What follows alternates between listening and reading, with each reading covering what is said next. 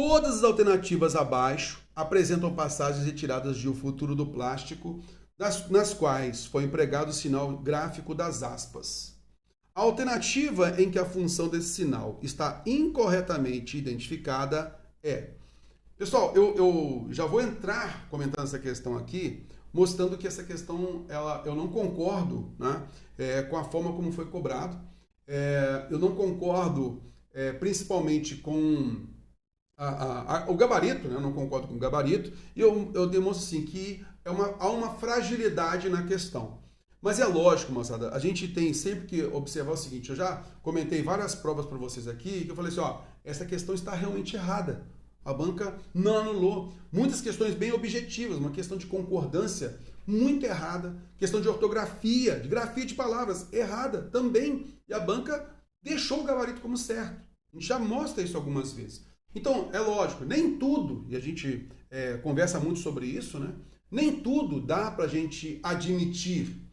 E a partir do momento que a gente consegue perceber, olha, isso aqui é algo que a banca é recorrente na banca. Então esse é o pensamento dela. Ok, tranquilo.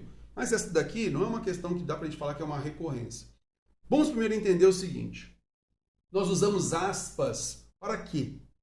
Então, primeiro detalhe, nós usamos o sinal de aspas para marcar uma citação direta, a fala de alguém.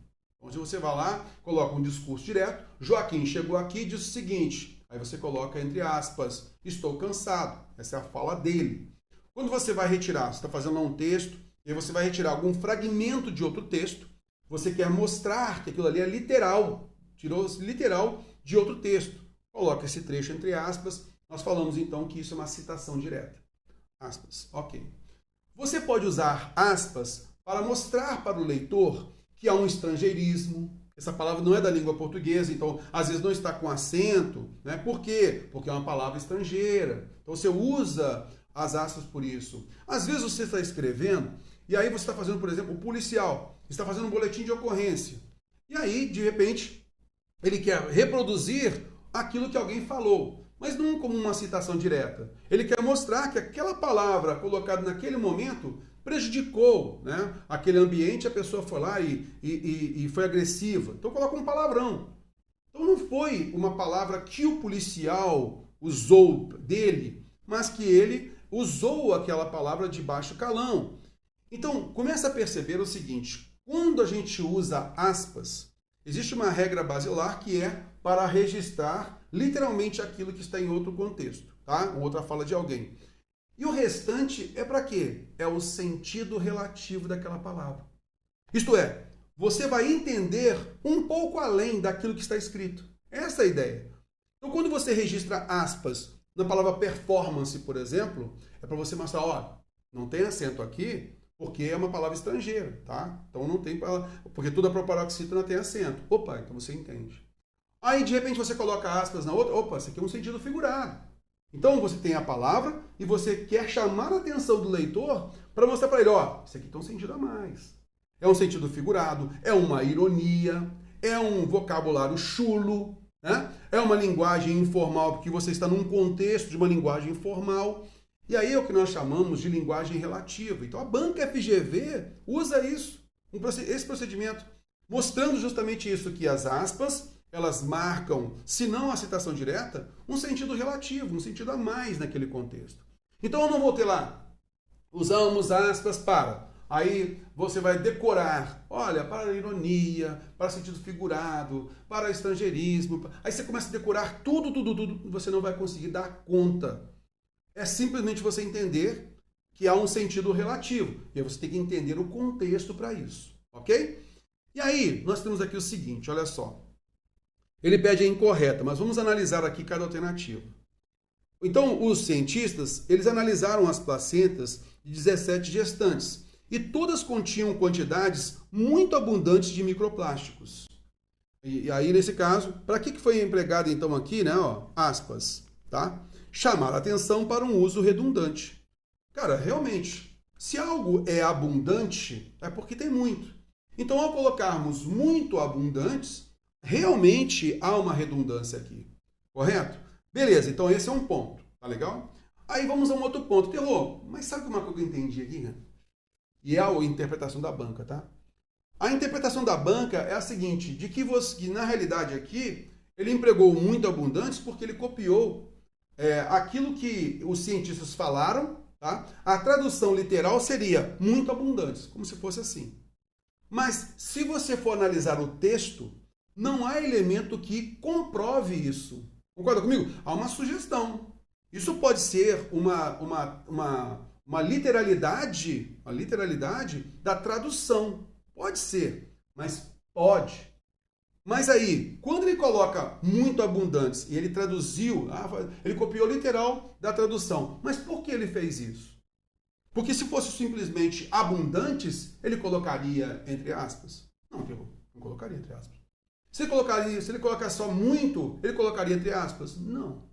Então, quando ele colocou muito abundantes, ele registrou a literalidade, né, da tradução para quê? Olha, isso aí não sou eu que estou falando, não. Tá? Concorda comigo, então, que ele chama atenção para o uso redundante? Concorda comigo? Cara, então, isso aqui não está errado. Porque se houvesse simplesmente assim, em quantidades abundantes desse microplástico, a literalidade foi abundantes. Ele chamaria atenção disso, entre aspas? Não. Porque ele concordaria com esse emprego. Concorda comigo? Ah, sim, Terror. Realmente, ele quis registrar a literalidade para quê? Para chamar a atenção para um uso redundante, cara. Mostrando para o leitor que não é ele que cometeu essa redundância. Concorda comigo? Então, a banca entendeu que está incorreta a alternativa A, porque o autor, ele usou a literalidade da tradução. Cara, mas secundariamente, ele chamou atenção para o uso redundante. Então, essa alternativa não estaria errada. Por quê? É uma coisa simples. Basta você tirar o muito aqui. Se não houvesse esse muito aqui, ele ia colocar entre aspas? Não. Lógico que não.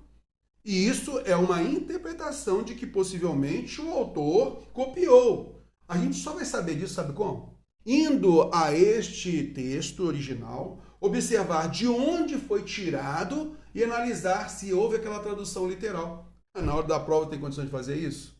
E a banca não deixou nenhum elemento que comprovasse, né, que realmente houve uma literalidade ali. Concorda comigo? E mesmo que houvesse, ele chamou atenção para a redundância. Mostrando, não sou eu que cometi essa redundância, não. Então, moçada, a banca colocou que a incorreta, esse é o gabarito definitivo, tá? Como alternativa A, mas, sinceramente, isso não é categórico, tá? A banca deixou assim, não voltou, ela realmente manteve o gabarito definitivo, mas, sinceramente, a gente tem que discordar, porque seja literal, tá? Aquilo que foi colocado lá na tradução, seja do autor, de alguma forma ele chamou atenção para o uso redundante. Concorda comigo? Ele chamou atenção. Beleza, mas vamos lá. Letra B, a ideia de chover, nós já vimos, né? A questão anterior já mostrou que a gente tem aí em chover o uso conotativo, tranquilo. Já mostrou também que o verbo comer há um uso conotativo e, de certa forma, há uma imprecisão terminológica. Por quê? Chamou atenção para isso, uma linguagem figurada, para que a gente possa compreender. Na realidade, ele não está comendo, ele está transformando, né? Essa é a ideia, transformando. Por isso a ideia de imprecisão terminológica aqui, tá? Alternativa D de dado. Material virgem também é o uso conotativo, né? E também a gente vai observar aqui a marcação do discurso direto. Agora dá para começar a enxergar uma verdadeira economia circular em todo o plástico. Disse o fulano de tal, e aí realmente a gente observa o discurso direto. Então eu quero deixar bem claro aqui, porque a banca, a questão, muitas vezes a banca vai lá e coloca um gabarito e fala, não, eu discordo inicialmente. Discordo. Mas aí, cara, quando a gente vai aprofundar, fala, pô, cara, caí nessa pegadinha aqui. Cara, eu não cheguei a esse pensamento da banca, realmente. Mas aqui, cara, é gramatical. Isso aqui não é só contexto. Ele aqui está trabalhando com a parte da gramaticalidade. E as aspas, elas marcam justamente isso. A literalidade ou o sentido relativo da palavra. Isto é mostrar alguma coisa a mais do que ali está escrito, entendeu? Seja estrangeirismo, seja uma linguagem informal, seja um sentido figurado, uma ironia, uma palavra chula e assim por diante. É um sentido relativo. Ok? É esta a ideia que a gente vai observar nas aspas, tá? E aqui, calhou. mesmo sendo a literalidade, o autor quer chamar a atenção justamente dessa redundância aqui, correto? Então, esta questão ela não convence, como a banca em algumas situações, já mostrei isso para você em outras questões, em outras provas, tá? Mas isso aqui não convence, a gente não pode simplesmente engolir o que a banca coloca. Em determinados momentos a gente tem que observar. Como isso daqui não é uma questão, por exemplo, que vai ser uma recorrência da banca, porque depende também de contexto, então fica o registro, tá legal? Para a gente ficar ligado nisso, tá?